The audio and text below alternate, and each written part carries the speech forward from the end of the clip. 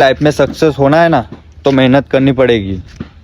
तू ये मत सोच के पीछे वाले क्या बोलते हैं क्या नहीं, वो मत सोच मेरे भाई।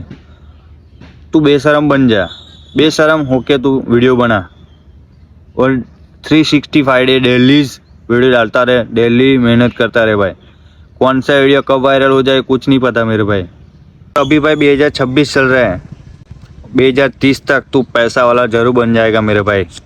मुझसे तू लिख के ले ले, जरूर बनेगा भाई। तू ये मत सोच कि तेरे व्यूज़ कितने आ रहे, तेरे सब्सक्राइबर कितने बढ़ रहे, वो मत देख भाई।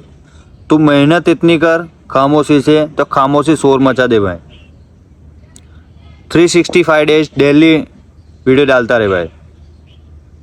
तो सोशल मीडिया पे 365 डे एक्टिव रहना डेली और मेहनत करता रहे मेरे भाई। एक दिन तू भी सक्सेस हो जाएगा मेरे भाई।